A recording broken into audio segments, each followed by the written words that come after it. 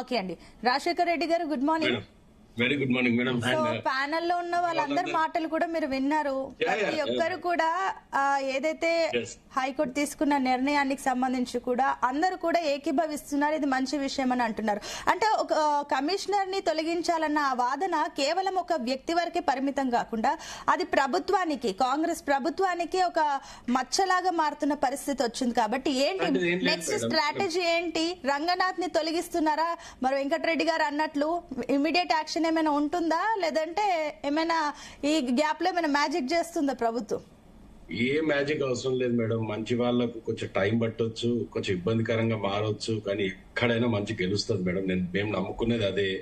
ఈ రోజు ప్యానెల్లో ఉన్న ప్రొఫెసర్ గాలి వినోదన్న కావచ్చు, దత్తాత్రేయ కావచ్చు, వెంకటరెడ్డి గారు కావచ్చు, వాళ్ళ మనసాక్షి కూడా తెలుసు హైదరాబాద్ అవసరం ఉందని. ఏదో ఇప్పుడు వాళ్ళ పొలిటికల్ పార్టీ వాళ్ళు సస్టైన్ కావాలి అనే ఉద్దేశంతో ఈ రెండు పార్టీలు మాట్లాడవచ్చు. వినోదన్న మాత్రం చాలా క్యాల్కులేటెడ్ గానే చెప్తున్నారు.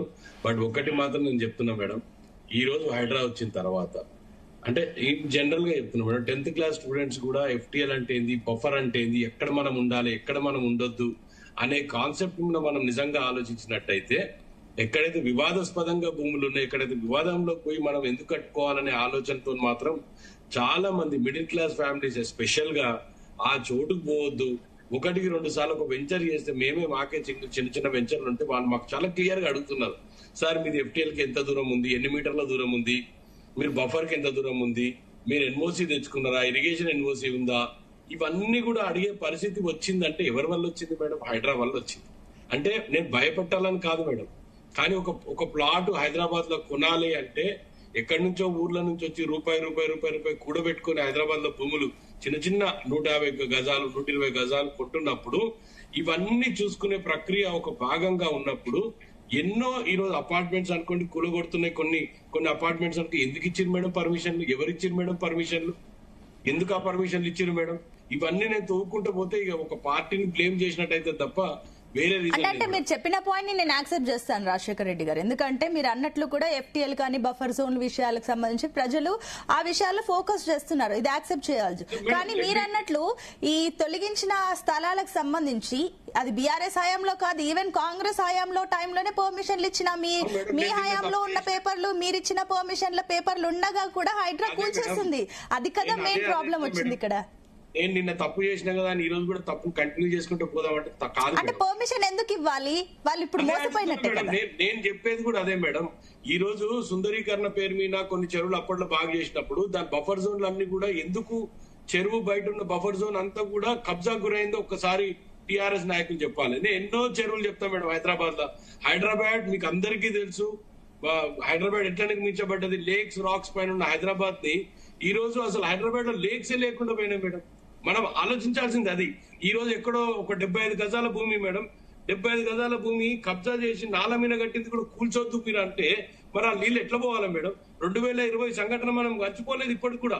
KCR గారు ఆ రోజు 10,000 రూపాయలు మనకు హైదరాబాద్ లో 10,000 రూపాయలు ఇచ్చినా కూడా ఎందుకు మిమ్మల్ని తిరస్కరించి 48 సీట్లు బీజేపీ పార్టీకి ఆ రోజు వచ్చినాయి? ఒకసారి ఆలోచన చెయ్యాలి. మనం మంచి చేస్తున్నా కూడా ఎందుకు పబ్లిక్ మనం రివోల్ట్ అయినరు? ఆ రోజున్న పరిస్థితులు ఎందుకు ఎదుర్కొన్నారు? అందరిని ఒకేలా చూడలేదు కదా. సమస్య ఏంటంటే అందరిని ఒకలా చూడలే, పేదల విషయంలో ఒకలా చూస్తారు. మంత్రుల చుట్టాలు, మంత్రుల బినామీలకు సంబంధించిన ఇళ్ల వైపు వెళ్ళలేదు, స్టేలు తెచ్చుకున్నారు. అదే అందుకే కదా వాదన, ఇవన్నీ ఇక్కడ వరకు వచ్చింది కదా సిచ్యువేషన్. అందరిని ఒకలా చూస్తే ఈ రోజు ఈ పరిస్థితి వచ్చేది కాదేమో మేడం. ఇంతసేపు వాళ్ళు మాట్లాడుతుంటే మీరు ఒక్క మాట మాట్లాడలేదు. చెప్పండి. ఒక్క మాట మాట్లాడలేదు. నన్ను నేను ఒకటే అంటున్నా మేడం, వెంకటరెడ్డి గారికి సీనియర్ మోస్ట్ పొలిటీషియన్ ఆయన 10,780 స్ట్రక్చర్స్ సబర్మతి రివర్ మీద ఎందుకు తీసిరు? మేము ఒక టీమ్ తోనే గుజరాత్ పోయినాం మేడం.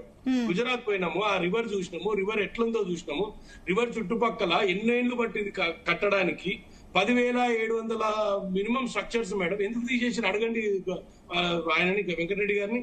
ఎందుకు రీలొకేట్ చేసి, ఎందుకు రీలొకేట్ చేయాల్సిన అవసరం ఉంది? ఎందుకు మూసి డెవలప్ కావద్దు? మూసి అట్లనే ఉండాలా? మూసి ఈ రోజు కిషన్ రెడ్డి గారు అనుకోవచ్చు, అవతల విశ్వేశ్వర రెడ్డి గారు అనుకోవచ్చు, ఈటల రాజేందర్ గారు, వాళ్ళ ముగ్గురే కదా ఎంపీలు. ఎందుకు మూసి డెవలప్మెంట్ కోసం పాటుపడట్లేదు? ఇదంతా మీరే చేసినట్టయితే ఇప్పుడు మేము చేయాల్సిన అవసరం ఏముంది? సెంట్రల్ నుంచి తేవాల్సిన ఫండ్స్ తేయడానికి ఇబ్బంది పడుతున్నారు, హైడ్రా కమిషనర్ ని తోసేస్తారు. అసలు హైడ్రాకు మూసీకి ఎలాంటి సంబంధం లేదు madam. Let me first clear it. And moreover madam, Hydraa వచ్చిన తర్వాత నేను చాలా క్లియర్ గా ఉన్నా మేడం, ఎక్కడ నిజంగా పేదలకు ఇబ్బంది జరిగిన సంఖ్య ఎంత, పెద్దలకు ఇబ్బంది జరిగిన సంఖ్య ఎంత, మిడిల్ క్లాస్ కి ఇబ్బంది జరిగిన సంఖ్య ఎంత. నువ్వు ఎందుకు కట్టాలి చెరువులా? నువ్వు చెరువులకు ఎందుకు పోతావు అసలు? ఈ రోజు నేను 200 గదాలు చెరువు పక్కన చూపిస్తా మేడం. ఇద్దరు సార్ వినోద్ గారు కాదు, ఇద్దరు రాజకీయ నాయకులు నేను కోరుకుంటున్నా మేడం. చెరువు దగ్గర 200 గదాలు నేను ఎక్కడైనా చూపిస్తా, వచ్చి కట్టండి, మీకు ధైర్యం ఉంటే చూద్దాం. ఎందుకు ఆ ధైర్యం కోల్పోయారు మీరు? అంటే జస్ట్ బికాజ్ అడగొచ్చా? ఒక నిమిషం అండి దత్తాత్రేయ గారు, వస్తాను ఒక నిమిషం, ఆయన కంక్లూడ్ చేయండి. అదే మేడం, ఈ రోజు చెరువుల సంఖ్య తగ్గిపోయి చెరువులలో అపార్ట్మెంట్స్ రావడం, చెరువులలో పెద్ద పెద్ద కాంప్లెక్స్ రావడం కారణం ఎవరు? దాని టీడీఆర్లు ఇచ్చింది ఎవరు? దాని పర్మిషన్లు ఇచ్చింది ఎవరు? దాన్ని ఏదైతే వాటర్ ఫ్లో ఉందో దాన్ని తగ్గించింది ఎవరు మేడం? ఎవరు చేసింది ఇవన్నీ కూడా? ఈ రోజు ఒక నిర్మూలన జరుగుతున్నప్పుడు, ఒక ప్రక్షాళన జరుగుతున్నప్పుడు ఇవన్నీ కామన్ గా జరుగుతుంటాయి. ఎస్, రంగనాథ్ గారు 63 సార్లు కంటెంప్ట్ ఎవరేసింది మేడం? ఏమన్నా చిన్న చిన్న 60 గజాలు 30 గజాలు వేసిండా? పెద్ద పెద్దోళ్ళే కదా, ఎకరాలు ఉన్నోళ్ళే కదా వేసింది. రంగనాథ్ గారిని కోర్టుకి ఇస్తున్నది వేరే వాళ్ళు కాదు మేడం. మీరు ఒకసారి అంటే ఒకటి నాకు ఒక క్లారిటీ ఇవ్వండి రాజశేఖర్ గారు. ఇప్పుడు ఏంటి నెక్స్ట్ ప్లాన్ ఏంటి? ఇప్పుడు రంగనాథ్ ని తొలగించాలన్న తర్వాత ఇప్పుడు మళ్ళీ ఏమైనా అప్పీల్ చేస్తున్నారా, లేదంటే తొలగిస్తున్నారా, యాక్షన్ తీసుకుంటున్నారా? మేడం ఇగో ప్రతి ఒక్కరికి అప్పీల్ చేసుకునే అవకాశం ఉంటది. Maybe individual, maybe government. Appeal చేసుకునే అవకాశం ప్రతి ఒక్కరికి ఉంటది. ఓకే అండి, మీకు ఏదో సబ్మిషన్ ఉందంట, దత్తాత్రేయ గారు అడుగుతారు.